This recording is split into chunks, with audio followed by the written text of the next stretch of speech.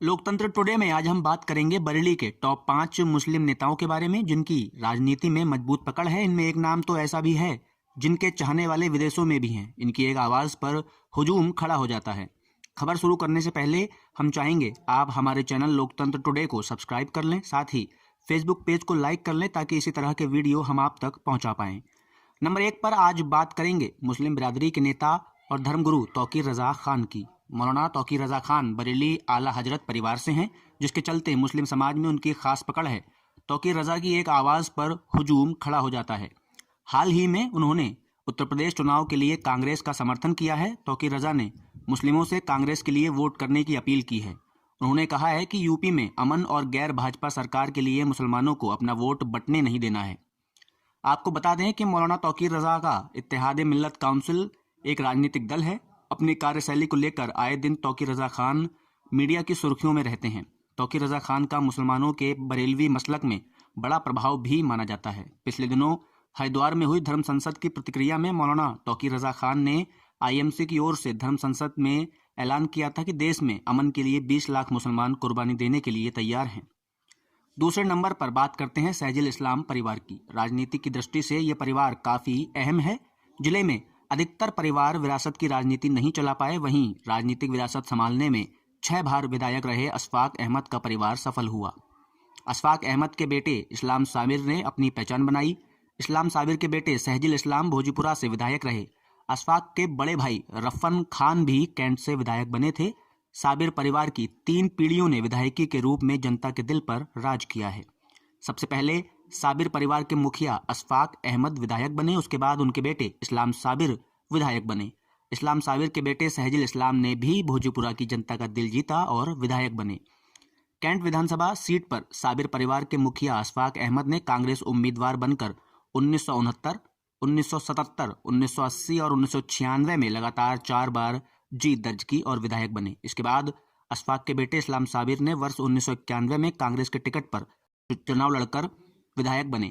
साबिर ने इसी सीट पर अपने बेटे सहजिल इस्लाम को वर्ष 2002 में निर्दलीय उम्मीदवार के रूप में चुनाव लड़वाया और वे भी विधायक बने। वर्ष 2007 में इसी सीट पर बसपा के टिकट पर सहजिल एक बार फिर विधायक बने।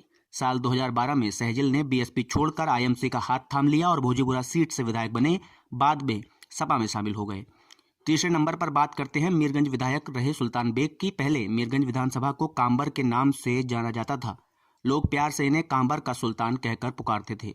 हिंदू से राम राम, मुस्लिम से सलाम करने में माहिर सुल्तान बेग केवल मुस्लिम ही नहीं बल्कि उससे ज़्यादा हिंदू के चहेते हैं। नज़र ऐसी कि जिसे एक बार देख लिया उसे ज़िंदगी भर नहीं भूले। कहा जाता है अपनी विधानसभा में अधिकतर लोगों को ये उनके नाम से जानते हैं। राजनीति में माहिर सुल्तान बेग की मीरगंज विधानसभा में मजबूत पकड़ मानी जाती है और वो इस इलाके से 3 बार विधायक चुने गए हैं। 60 वर्षीय सुल्तान बेग पहले सपा में थे और इन्होंने कांबर विधानसभा से 2002 से 2007 के चुनाव में जीत हासिल की। इसके बाद बसपा सरकार में इनके खिलाफ मुकदमा दर्ज हो गया, जिसके बाद वो सपा छोड़कर बसपा में शामिल हो गए और कांबर विधानसभा के विलय में बाद में बनी मीरगंज विधानसभा का चुनाव बसपा से लड़ा और फिर जीत हासिल की। हालांकि अब वो सपा से चुनाव लड़ रहे हैं। चौथे नंबर पर बात करते हैं बरेली विधानसभा से समाजवादी प्रत्याशी अताउर रहमान की। अताउर रहमान सपा सरकार में मंत्री रहने के साथ ही राष्ट्रीय प्रवक्ता, राष्ट्रीय महासचिव के पद पर रह चुके हैं। अताउर रहमान ने अपना पहला चुनाव 1996 में लड़ा था, जिसके बाद से वे राजनीति में सक्रिय हैं और दोबारा विधायक रह चुके हैं।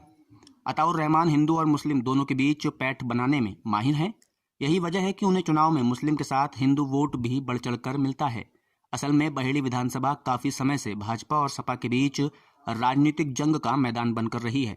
इस विधानसभा सीट का इतिहास बेहद दिलचस्प रहा है। यहाँ के मतदाता केवल 5 साल में अपना विधायक बदल देते हैं। 5वें नंबर पर हम बात करते हैं बरेली कैंट से कांग्रेस प्रत्याशी हाजी इस्लाम बब्बू की। इनकी हिंदू और मुस्लिम दोनों धर्मों के लोगों में अच्छी पकड़ है। जगतपुर पुराना शहर के रहने वाले हाजी इस्लाम बब्बू ने वर्ष 2012 में पीस पार्टी से नवाबगंज विधानसभा से चुनाव लड़कर 43,000 से अधिक वोट दर्ज किए। 2017 में कैंट विधानसभा से चुनाव की तैयारी कर रहे थे, लेकिन गठबंधन के चलते ये सीट कांग्रेस के खाते में चली गई और इन्होंने ये चुनाव कांग्रेस प्रत्याशी नवाब मुजाहिदीन को लड़ाया। अब बात करते हैं इनके कारोबार की, तो मुख्य रूप से जरी और बारात घर का कारोबार है। जानकार मानते हैं कि कांग्रेस में आने से पार्टी को काफ़ी मजबूती मिलेगी। कांग्रेस ने कैंट विधानसभा से मुस्लिम चेहरा उतारकर सपा प्रत्याशी की मुश्किलें बढ़ा दी हैं। वहीं जिले में मुस्लिम वोटों पर पकड़ रखने वाली IIMC पार्टी ने भी कांग्रेस को अपना समर्थन दे दिया है। हम अपने अगले वीडियो में आपको किसी अन्य टॉप 5 लोगों के बारे में जानकारी देंगे। आपको हमारी जानकारी कैसी लगी हमारे कमेंट बॉक्स में ज़रूर लिखें। हमें उम्मीद है कि हमारा वीडियो आपको पसंद आया होगा। इसी तरह के वीडियो पाने के लिए हमारा चैनल सब्सक्राइब करें और फेसबुक पेज लाइक करना ना भूलें।